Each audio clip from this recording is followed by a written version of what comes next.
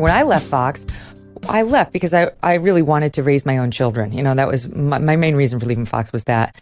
But I also was so up to here with the outrage, and it's not just Fox, it's cable news, cable news in general, and I said, honestly, that I really wanted my audience to feel something other than outrage.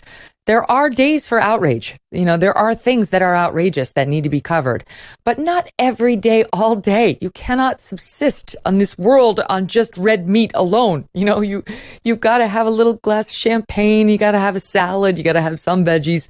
You got to have the cake. You got to have it all. And the cable news, red meat all the time, outrage diet is not sustainable, and it's not good for you. That's absolutely right. And the other thing is, if I may, one more, what you just described is an act of confidence, right? A confident person says, I'm willing to take a chance. I'm willing to do a segment. I'm willing to talk to somebody about something that isn't ripped right off the front page of the most clicked items on memorandum.com today. I'm willing to look beyond what Twitter tells me to program on my show today. You have courage. You have confidence that says, I can do the stuff that I want to do. By the way, I wouldn't want to be in this business if I couldn't do the stuff and talk about the stuff that I wanted to, right? That wouldn't make this very fun. But let me tell you this, your confidence, and this is really one of the things I love most about you as a journalist. Your confidence includes asking questions in ways that get real responses, right? You don't tee them up, right? One of the things I always admired in you and what made you such a good debate moderator particularly was you were not afraid to go into the question and say, I don't know, why don't you explain it to me? And very often you get your best responses when you're just saying, okay, walk me through this. I need my Nana to understand how this works. So walk me through the beginning here and tell me why you feel that way and what you think. And just by letting them talk, much more is revealed than if it is performative, right? Anchors that go on and are like, either you and I both agree very much and we're going to talk about this, is all scripted, or now that you're here, let me pour out vituperation and hatred on you and tell everybody that I am good and you are bad. You have confidence, lady, and it shows. Oh, thank you. I didn't expect this to turn into a compliment of me, but I'll take it. I'm not above hearing it. We made a great team. We really did at Fox. And there was a reason when I hosted the Kelly File, it was the #1 show in the demo in cable news. And you were our lead guest every night. I mean, literally most nights, 5 nights a week. And there's a reason, right? Because even back then, which was 13 to 17 that I was in that post, things were a little less partisan than they are right now. Like they've only gotten supercharged in their partisan nature since then, in a way that's only made me say, oh, thank God I got out when I did. Never like, oh, I wish I could go back and do more of that. Now I feel like I'm in exactly the right places. I think this audience will come with me on a journey to talk about well-being and health, or Alzheimer's, or history, or it could Willy Wonka. We did a show on. You could never get away with that in cable. So there is a lot more joy in having a well-rounded diet. But what do you? Because I know you prescribe prescriptions in here. You have prescriptions in here. But before we get to those, you also know everything about history. You know a lot about American history. And one of the things that was comforting in the book is you kind of say, we've been divided like this. Our media's been divided like this. Like, this is not new, and there is a way forward, and it's not just hopeless. So can you spend some time on that?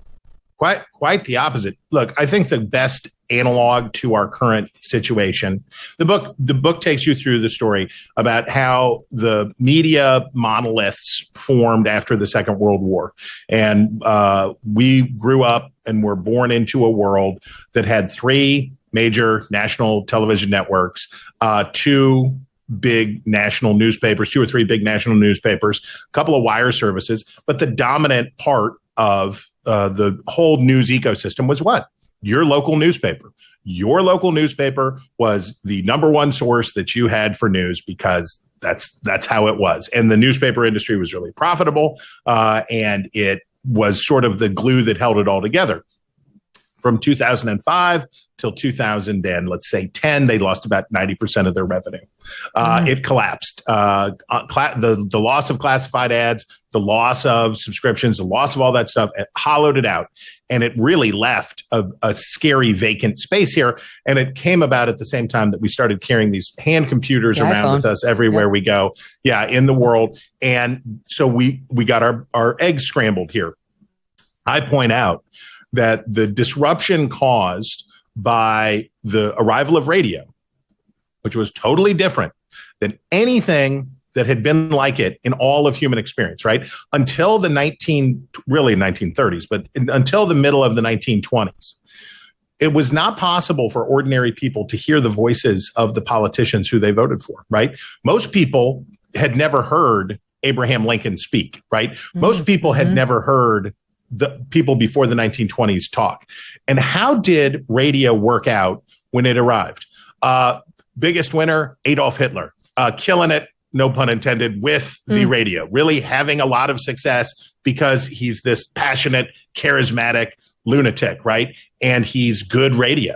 And what happens in the United States is that people like Charles Coughlin, the bigoted, anti-Semitic, lunatic priest from Michigan, or Huey Long, the emperor, the utterly corrupt, authoritarian ruler of Louisiana, these folks had millions and millions and millions of rapt listeners as they were talking about what was basically the fall of the United States, that we were done. In the summer of 1935, we got pretty close to the edge because we had a lot of problems, but one of them was we had not yet gotten good at consuming electronic media. We had not yet figured out, remember, War of the Worlds was 15 years after when Orson Welles put on H.G. Wells' stage drama, War of the World, as a radio show.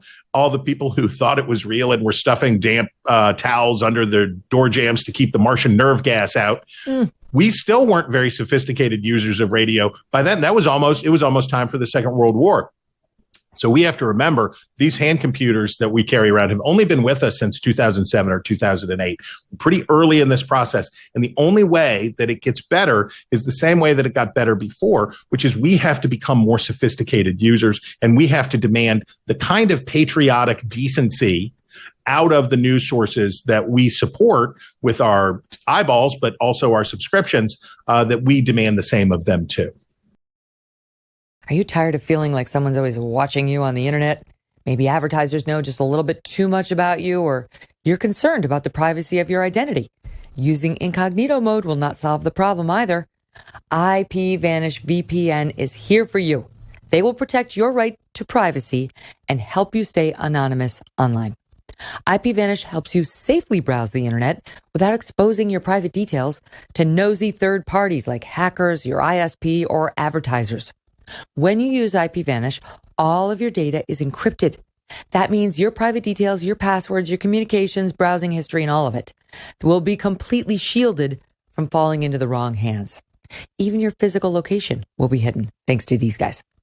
IPVanish is offering an incredible 70% off their yearly plan right now for our listeners with a 30-day money-back guarantee. That is like getting 9 months for free.